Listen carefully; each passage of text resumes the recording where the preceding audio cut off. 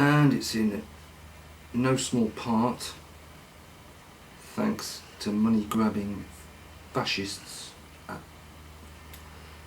Hello YouTube, hi subscribers.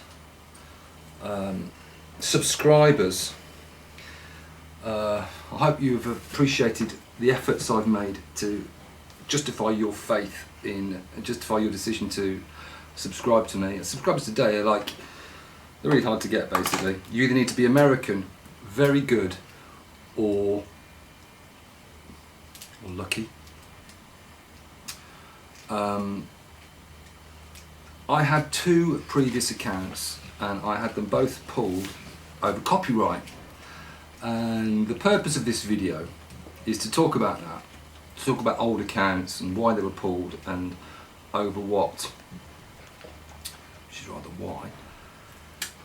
Last week I came across a cassette and it made me think, Martin, that's interesting, that's very interesting. So touchy is a subject of which I am going to speak. I don't even know if I can show you the picture of the cassette. All the album covers that I've got here on the table. All the songbook. But I'm going to show you anyway. Because I don't think Evergreen social media associates of America who represent either Roger Hodgson or Rick Davis. I think it's Roger. I don't think they can do anything about it. I think if I say the name of the group, Supertramp, then their ears will prick up, and I've been looking for ways to get this video red flagged, but I don't think they'll be able to. So where do I start? Well, I'm a big fan, always have been a big fan since I was about 14, when I got this album. It's a double album. It was recorded in Paris at the Bataclan, and it's a beautiful album. It's got lovely artwork, and yeah, I think I can name the songs. School, Ain't Nobody But Me, Logical Song, Bloody Well Right, Breakfast in America, You Started Laughing, Hide in Your Shell, From Now On, Dreamer, Rudy, Soapbox Asylum, Soapbox Opera Asylum, Take the Long Way Home, Fool's Overture, more about that later, Two of Us, and Crime of the Century. Fabulous album. I paid £4.40 for it. I wouldn't pay for this songbook. I paid £3.95, and there's the band in the back. What we got on here? We've got, I used to use this for busking. I've got like Killing Me Softly there, Roberta Flack. We've got a Soapbox Opera, Bloody Well Right, Breakfast in America, Crime of the Century, Dreamer, Even the Quietest Moments, Fool's Overture, Give a Little Bit, Lady, Take the Long Way Home, and The Logical Song. Nice photo of the band there, chilling. Hang on. Okay, merci, au revoir. Price of keeping your car on the road. Good service, those guys. It's ringing me up to tell me that my filter's ready, but we're not going to talk about that. So that's the songbook with nice photos of the band in. And you know, it's all, I'm not going to get into trouble for showing that, and that's what I'm going to show, but it's all tabbed as you'd expect with Supertramp, heavily with two treble clefs for piano and a bass clef. We've got Even the Quietest Moments. We've got Famous Last Words. Crisis? What crisis? Breakfast in America. I did have Crime Century, but I can't put my hands on it. And the other day, I was in my favourite shop, and I came across this, which is called Indelibly Stamped. And it's got a terrific front cover on it of a tattooed woman displaying her wares. And I thought, well, that's interesting. I like that, so I bought it, and it's not bad. It's their second album. It was released in 1971, and I did read a write-up of it where it said it's better than the first one, but it still features overly long instrumentals, and I kind of agree. But a fantastic front cover, which made me think of Spinal Tap. You know, Spinal Tap had Smell the Glove. Supertramp have got a woman with a pair of tits and a rose in the middle of a chest with heavily tattooed arms, and that was okay.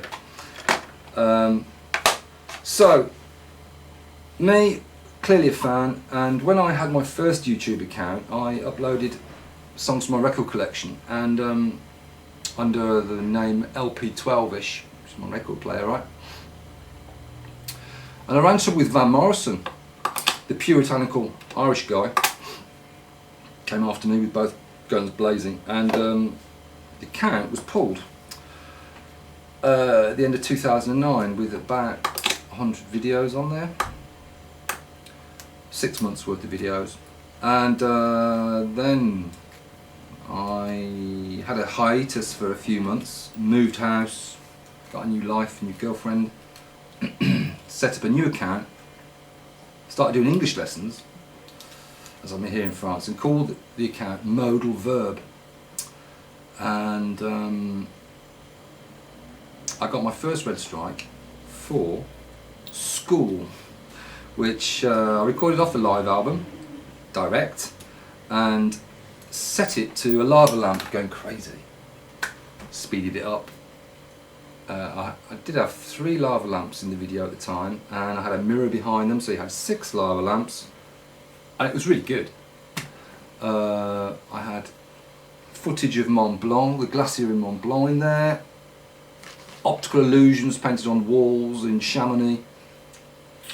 It's a great video, and I got a red flag. Shit. I had another video up of Bloody Well Right, taken from the same album, a more straightforward video, and okay, I hold my hands up. I should have, well, I had an Apple Mac computer and I couldn't save it to my existing hard disk, which had been overwritten by PC. So that's why when you overwrite film on a camcorder tape like this is, you put it onto your computer, your Apple Mac, you can't save it. Well, that's a stupid excuse. I should have bought a key USB, whatever, but I didn't, okay? I also didn't get rid of the second one. Nearly a year went by, and I got a second red flag out of the blue from Evergreen Music social media associates for Bloody Well Right. I thought, fuck. And actually, already the first strike should have been should have lived its life, because there's a lifespan on strikes anyway, right? 6 months and your strikes. But that never happened. So I had 2 strikes, and then I uploaded, bizarrely, Bruce Hornsby, that's the way it is, just the way, no, Valley Road, and it was a video I shot, camcorder, this camera set up in the back of my car, going down a valley, great little video. It was already on YouTube. Somebody else had uploaded the same song with them driving along in America. I uploaded it from my first account, LP12. I thought, I'd like that video so much, I've still got it. It's one of the videos I've still got, because I'm coming to the fact that my hard drive crashed on the Apple Mac. I lost 2 hard drives, I lost all my videos. I still had that's the way it is, Valley Road, and I uploaded it. Immediately I got a 3rd red fucking flag and the account was pulled.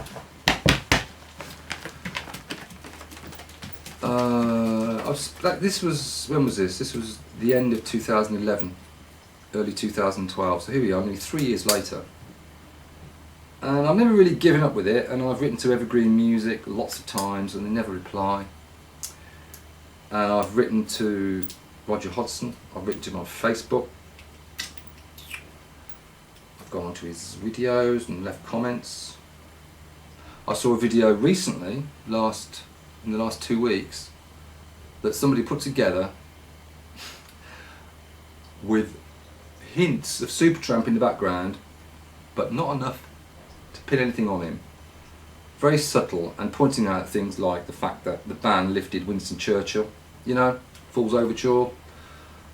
And I also saw on Roger Hodgson's personal YouTube site a video that he'd uploaded, somebody in his name, of Jeremy Clarkson on a TV show with Danny Baker, saying that Hide in Your Shell was possibly, in his opinion, the best song. Well, it was, in his opinion, the best song ever. I mean, come on. Lifting stuff off the internet, it doesn't belong to Roger Hodgson, whoever it was, who put it up on his own channel. Talk about blowing your own trumpet. Anyway, so I've written to him, I've written to Evergreen, no dice. I wrote to YouTube again. YouTube are just like, what is this thing with YouTube where they just follow this, plead the Fifth Amendment not of American rules on copyright and say, okay, yeah, that whole account is going to be pulled because you've infringed copyright. It's a bloody joke, the whole YouTube thing. You've got hundreds and hundreds of thousands of millions of videos of all sorts of songs and all sorts of music. You've got whole albums. And then randomly out of nowhere, somebody objects, like Warner Brothers, say, for Prince, or Van Morrison, or Supertramp, and why don't they tell you that before you upload the frickin' song? Or why don't they just mute it? Or why don't they just remove that video? Why do they remove whole accounts?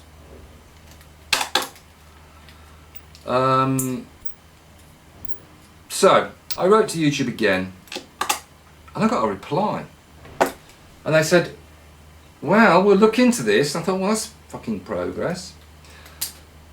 And lo and behold, the next day your account is back online. Wow, brilliant. I go to the account, I see, oh, hang on, this is my first account. I'm trying to get my second account back. This is my first account. Now my first account from 2009 has got some great stuff on it, personal stuff as well as my record collection, which, to be honest, I don't really care that much about because it just badly films me playing my records, okay?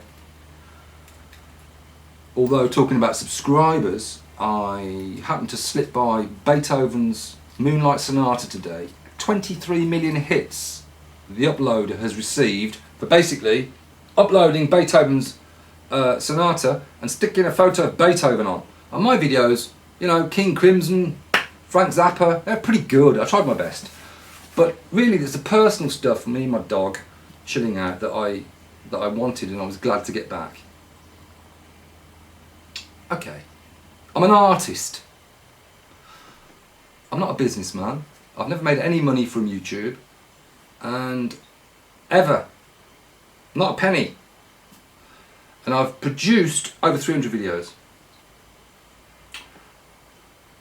I should have, once I've got my original account back, gone, hang on, geez. I've got how many Supertramp videos on this account? 6. Wow, you've got 6 videos on this account. You better get rid of them, mate. You better like make those videos private. I didn't even think about it. And of course, yeah, what happens? 3 weeks after I got the account back, I had 1 new subscriber in that time, by the way. I didn't upload anything to the account. For me, it was just great to have my account. I got an account back. I watched my favourite videos again, and I kind of filed it under forget. And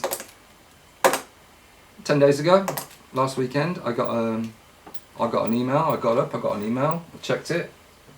What's this? You've received 6 copyright strikes and your account is suspended. So I've kind of like lost 2 accounts, both because of Supertramp, and I'm really fucking fed up with it. You know, I really am. They're a bunch of evergreen music, a bunch of bastards, absolute scum. I wrote to them, yeah, twice, and I said, look, just give me 1 strike, okay, and I will immediately take down the other 5 videos. Should have paid attention. I uploaded them in 2009. There was never a problem in 2009. No reply. No, of course not. I write to Google, and every time I do write to Google, what do I get back? Thank you for your response. Your account has been pulled because of these videos, these 6 songs. So that's what this video is about. Getting that off my chest. Saying what about subscribers. You know, the other day I went onto a channel by accident, and I watched Robert Wadlow, the world's tallest man. And this uploader had used the Ken Burns effect very badly, in my opinion. I mean, you want to see the world's tallest guy next to 5 average women. You don't necessarily want to start at his boots, finish at his head, and then pan over to the right quickly, you know. So I left a comment on this site saying, nice collection of photos, shame about the Ken Burns effect, not great. Which took great umbrage to coming onto my site, my channel, telling me, what's this Ken Burns anyway?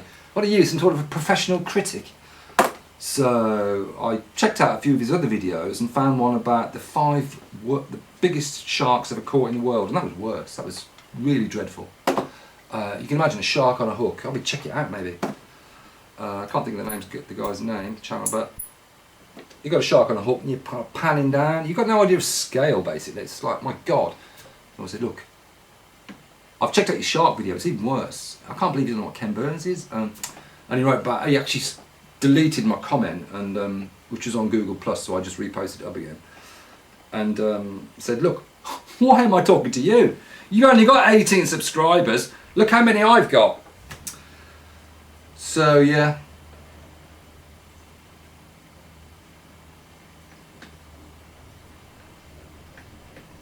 Thanks for all the people that subscribed, and I guess subscribers count, but you know, it shows that people at least like what you do, and I'm grateful to the 18 people that got off their arse and pressed that subscribe button, because I have to tell you that I don't subscribe to many people, and mainly because of Google, because of YouTube, because of the way the site is. You know, and it's only going to get harder and harder for people now in 2015, summer 2015, to get people to subscribe, because this is bloody hard work, basically. You know, all you want to know is, I mean, I love CinemaSins. I sell Cinema Screens, Screen Junkie, Vsauce, a few classics like that, a few science channels, horrible videos. I subscribe to about 25 people, and that's it. And even that's like Jimmy McCulloch fan, Gilbert O'Sullivan. It's like wading through treacle. You go down to the menu, you want to see, if you hover your mouse away from it, the sub-menu disappears. When you, next to CinemaSins, it might say 1 video, you click on it, you go to CinemaSins videos, you've got to go down and find these uploads, and then you find that it's not an upload. It might not even be an upload, it could be a comment. That's really bad, you know. So it's a hassle keeping for us as seekers of good quality footage. It's a pain in the arse to even get on top of it and have it readily delivered to you. Alright, okay, if you use your Gmail email more than I do, I guess it's probably easier. So therefore, yeah, you could add me to a subscription list if you haven't already done so. So I can't play you any, and I'm not going to, Evergreen, I'm not going to play any of this cassette from 1971 of the band. Just to say that, yeah, I think you are a bunch of shysters, absolute dogs who deserve to be run out of Hollywood, wherever the fuck you are, you know. And your office is burnt down for the misery and grief that you cause to people. YouTube, gutless cowards who only care about the bottom line. I mean, I think the worst thing that ever happened was Google buying YouTube. Before YouTube was YouTube, and then they sold it for 4 billion, which at the time seemed quite a lot, but I thought, yeah, that's a good buy actually, because wow, look at this thing. That was in 2006, and they kind of like it. Everything's so complicated. I was talking to somebody yesterday who is reasonably intelligent, and she has not got a clue about Google Plus. People don't understand it. Alright, lots of good things are about Google. Translation, the search engine, Google Maps, Android's competition to Apple. Yeah, great, love it. But fucking YouTube is like a sacred thing that you have ruined, basically. You know, you take your eyes off it, you don't give a shit. You're more into, oh, let's make these glasses. Let's make some sort of an electric car that will go from Seattle to Nebraska with 16 AAA batteries. I mean, YouTube is culturally super important. If you're going to spend that kind of money on it, at least kind of like manage it. Have some respect for the people that upload videos, and when they contact you repeatedly, and they've got sort of a track record that goes back many, many years and 300 plus uploads, reply to them. And you're in the wrong anyway, because my videos, the strikes had run out. And I've written to you for the last time about this latest video for my second account, modelverb, which was pulled for the Bruce Hornsby Valley Road video. That account should never have been pulled. Why not? Because some guys got, two guys, one guy's got Valley Road with a great video, collection of trains, of freight trains going across the states. Lovely video. How come it's still on YouTube 6 years later? Mine got pulled. Another guy who's driving along, he's not even going down a valley, he's just driving on the freeway somewhere in America, and that video was uploaded in 2008, maybe 2009. It's still there. Mine got pulled. Why? I don't know. But where's the justice in that? And why don't you treat your contributors better? I got a blog account, which, okay, it could be better, but it's pretty good. You know, I like it. I'm not complaining. I prefer it to WordPress. But it could be better. Yeah, it could be worse. I could be living in fucking Syria, you know. At least I've got an internet connection, and I've got a camcorder, and I can say what I think. And even though Evergreen Music Associates, Evergreen social media associates have silenced my channels, and everybody else, you know, Supertramp on YouTube's like a desert. It's like a dry well where there's nothing that spouts from it. All you've got is Roger Hodgson, and it's kind of like pathetic. You know, it's like Roger Hodgson, formerly of Supertramp. Fucking hell, yeah, we know you're formerly of Supertramp, Roger. Jeez, you know, I mean, you've turned it into some sort of I always thought you were a bit like Jesus. You were really a big hero of mine, you know, but you've gone from being like the Messiah to the devil. Okay, it could be Rick as well, but you know, I kind of doubt it. I think it is you, and you're the one that controls the purse strings. You're the one that says, you know what, music publishers, back off, yeah? If you really don't want your stuff on YouTube, just fucking get them to mute it, for Christ's sake. What's with all this red flagging shit and closing down accounts and going against federal law?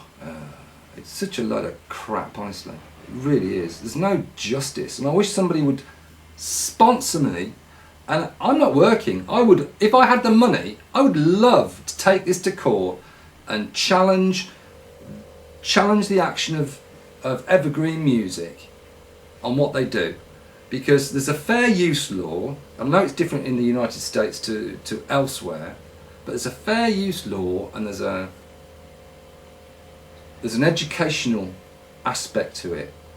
And even if it's not educational, I would argue that they do not have the right to close down an entire portfolio, an entire catalogue of somebody's output because they dared to put one of their clients' songs on YouTube. It's totally outrageous. Thanks for watching. Till next time. Peace.